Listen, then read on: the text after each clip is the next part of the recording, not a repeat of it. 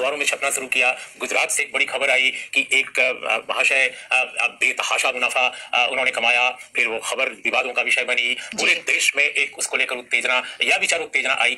उसी दौर में अचानक ये अयोध्या में 1,87,213 दिए जलाने की बात सामने आ गई। फिर अभी चित्रकूट में दूध और शायद दूध वगैरह डाला गया, पता नहीं घाट पर क्या क्या किया गया। इसके अलावा फिर अचानक केदारनाथ पहुंच गए लोग और उन्होंने कहा कि हम तो ये ये उद्धार जीर्णोद्धार कर रहे हैं और इसके लिए भी मैं ही था वगैरह वगैरह। तो ये आलाप सडन कहां से आ गया? ये ऑल ऑफ अ सडन मुझे भी काफी आश्चर्य हुआ, लेकिन एक लेवल पे उतना आश्चर्य भी नहीं हुआ, क्योंकि बीजेपी जब भी डेस्परेशन में आती है, अभी गुजरात में चुनाव जल्दी होने वाले हैं, हिमाचल में भी होने वाले हैं, अगले साल के अप्रैल में कर्नाटक में होने वाले हैं, जब कोई कार्ड उनका काम नहीं करता तो ये हिंदुत्व कार्ड निकालते हैं। ये सीधा सीधा गुजरात चुनाव से जुड़ा हुआ है, क्योंकि केदारनाथ में अगर आपने उनकी भाषण गौर से सुना हो प्रधानमंत्री के, वो बार बार गुजरातियों के नूतन वर्ष की शुभकामनाएं दे रहे थे। तो क्लियरली टारगेट था गुजरात वाला ऑडियंस। अयोध्या भी सीधा सीधा गुजरात से जुड़ा हुआ है, क्योंकि जो 2000 का गोधरा कांड है वो उसका डायरेक्ट कनेक्शन है अयोध्या के साथ। वो कार सेवक जब लौट रहे थे ट्रेन में, वो ट्रेन को जलाया गया और उसके बाद जो हुआ वो तो इतिहास है। लेकिन ये विराज हम समझना चाहते हैं कि ये संयोग है कि उत्तर प्रदेश के माननीय मुख्यमंत्री जो इस पूरे आयोजन के संयोजक थे, जब सरकारी हेलीकॉप्टरों से वहां पर राम, सीता और लक्ष्मण का वेश धारण किए लोग उतारे गए और एक बहुत ही खूबसूरत दृश्य था, इसमें कोई दो राय नहीं। विजुअल के हिसाब से टेलीविजन पर वो दृश्य देखने लायक था। लेकिन वो संयोग है कि गुजरात में जो कैंपेनिंग अभी चल रही है, या भले ही चुनाव घोषित न हुआ हो, लेकिन उसमें उत्तर प्रदेश के माननीय मुख्यमंत्री की काफी भूमिका नजर आ रही है। लेकिन हम आपसे जो समझना चाहते हैं इस राजनीति को नहीं, हम ये समझना चाहते हैं कि मीडिया ने भूख और अयोध्या, भूख और दिए, भूख और गिनीज बुक ऑफ रिकॉर्ड, जो इतने बड़े स्तर पर जो सरजू तट पर जो पूजा की गई, इसके बीच में जो कनेक्ट है आखिर मीडिया की आंखों से, हम एक्सेप्शंस की बात नहीं कर रहे हैं, हम वेबसाइट्स की कुछ बात नहीं कर रहे हैं, हम इंडियन एक्सप्रेस या हिंदू या किसी और कुछ अखबार का नाम ले सकते हैं, उनकी बात नहीं कर रहे हैं। मेन स्ट्रीम मीडिया, बड़े स्तर पर टेलीविजन चैनल, अखबार, हिंदी अखबार जो काफी ओपिनियन बनाते हैं लोगों के बीच, तो इनके बीच ये कनेक्ट पर कोई खबर नहीं आई, कोई इसको इस तरह से एनालाइज नहीं किया गया। आप कैसे इसको देखती हैं? क्या ये खबर थी ऐसी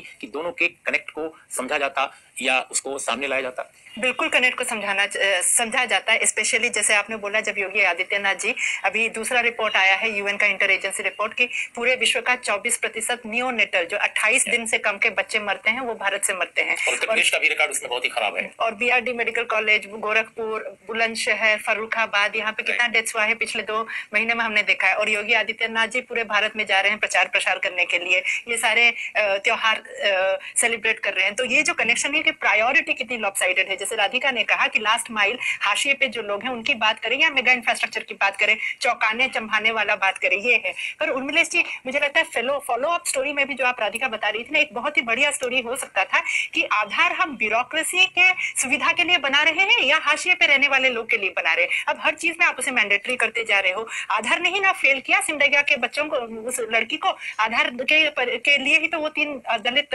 भाई मरे हैं कर्नाटका में। तो आधार, अभी वही कॉर्पोरेटाइज्ड मीडिया जब प्राइवेसी के जजमेंट को सेलिब्रेट करता है, आधार कैसे हर पग पे हाशिए के लोगों को फेल कर रहा है और आधार कैसे सर्वेलेंस का प्रोजेक्ट बनता जा रहा है और ब्यूरोक्रेसी के आराम का प्रोजेक्ट, कन्वीनियंस का प्रोजेक्ट बनता जा रहा है, उस पर भी कनेक्शन बन सकता था। और 2 बड़ी स्टोरीज जो नहीं कवर हुई, जो आप बोल रहे हैं इस दौरान ये 3 हफ्ते में भयंकर रूप से कवर हो सकती थी, कि एक विश्व स्तरीय पैनल होता है एक्सपर्ट्स का खाद्य सिस्टम्स पे। एक तो फूड सिक्योरिटी की बात है और एक फूड सिस्टम की बात है, जो बोल रहा है कि अभी मोनसांतो और बेयर, जो बेयर कीटनाशक कंपनी है, अभी हमने सुना है कितने कीटनाशक की वजह से महाराष्ट्र में लोग मरे हैं, हमारे खेतीहर मजदूर मरे हैं। जब ये दोनों मिल गए हैं तो 60% खाद्य का जो मार्केट है वो एक ही के पास आ गया। यही चीज हम रिलायंस फ्रेश, बिग बाजार, हमारे किसान हाशिए पे जा रहे हैं। रिलायंस फ्रेश, बिग बाजार, बिग बास्केट, पता नहीं अब तो टीवी में कितने ऐड आते हैं ये सारे ऑनलाइन बड़े खाद्य के कंसोलिडेटेड मेजर दुकानों की। उसका